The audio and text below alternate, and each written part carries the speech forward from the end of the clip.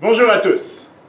Paracha de cette semaine s'appelle Vaetchanan, la fameuse prière que Moïse a demandé à Dieu 515e fois de pouvoir entrer en Israël.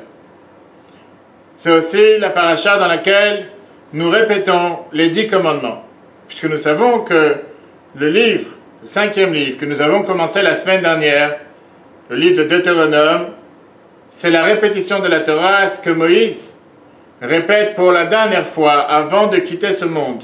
Et juste avant que le peuple juif rentre en Israël, tout ce qu'ils ont vécu, depuis leur naissance avec la sortie d'Égypte, tout ce qu'ils ont appris ensemble, afin de pouvoir le mettre en application. C'est pour ça qu'aujourd'hui on va s'arrêter sur cette hiérarchie, cette pyramide, comment nous a été transmis la Torah.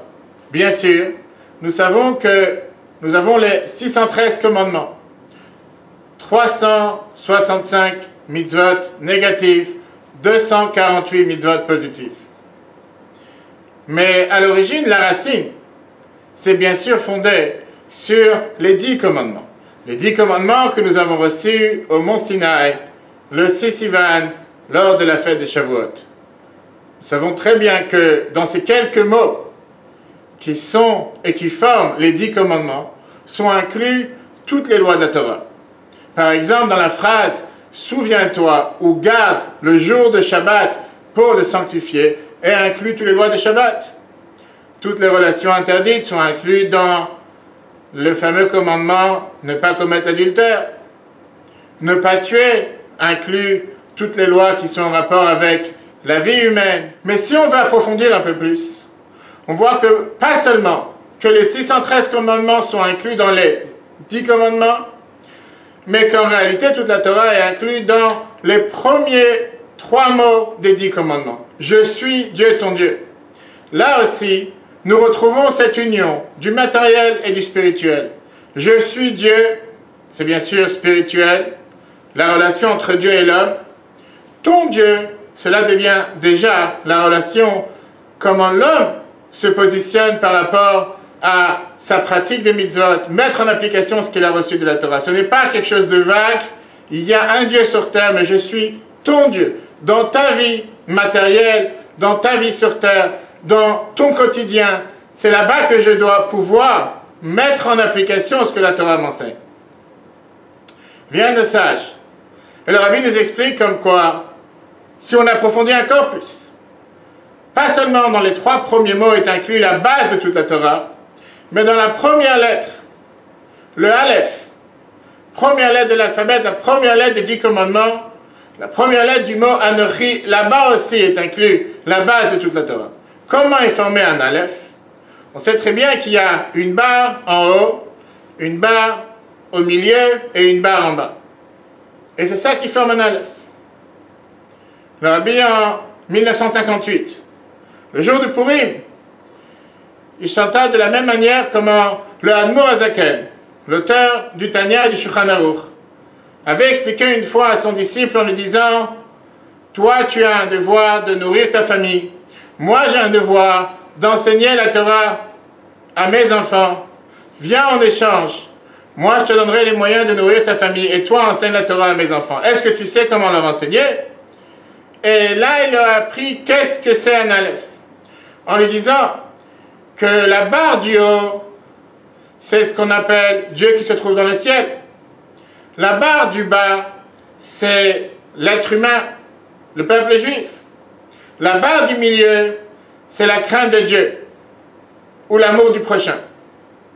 Quand on associe les 3 ensemble, quand on a cette synthèse, quand on a cette synchronisation, à ce moment-là, on a un monde parfait. Et c'est comme ça qu'il lui dit à son disciple, voilà comment tu dois enseigner un enfant. Chers amis, cette semaine, c'est aussi la semaine dans laquelle beaucoup de personnes partent en vacances, après la période des 9 jours, beaucoup de personnes qui se trouvent déjà en vacances.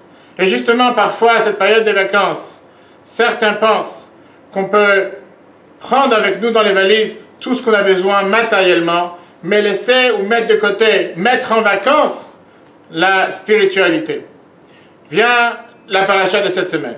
Vient cet enseignement nous rappeler que même en vacances, on a le devoir de faire attention aux bonnes habitudes, aux bons comportements que nous avons l'habitude de faire toute l'année, surtout que nous préparons le mois de Elul qui arrive après, le mois de la Tchouva, et même en vacances, faire attention à qu'est-ce qu'on mange. Est-ce que c'est kasher comme nous avons l'habitude de manger toute l'année? Mettre les tefilines tous les jours, allumer les bougies de Shabbat avant l'heure, les mitzvot que nous avons l'habitude de faire tout au long de l'année, apprendre la Torah, c'est pas interdit en vacances. Au contraire, comme le Rabbi rappelle dans de nombreuses lettres, que les vacances c'est aussi une période, pas seulement pour renforcer le corps, pour la santé du corps, mais aussi pour renforcer l'âme.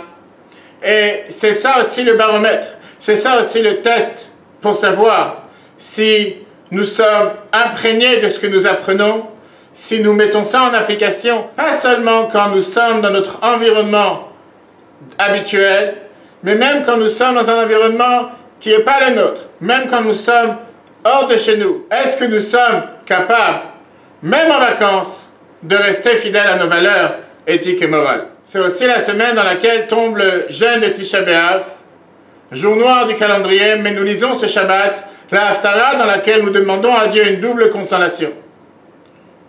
Consolation sur l'exil et surtout que nous méritons que cette année, le jour de Tisha B'Av se transforme en jour de joie et jour d'allégresse avec la venue du Mashiach et la reconstruction du troisième temple. Que Dieu fasse que ça se passe encore cette année. Très bonne journée à tous et à la semaine prochaine.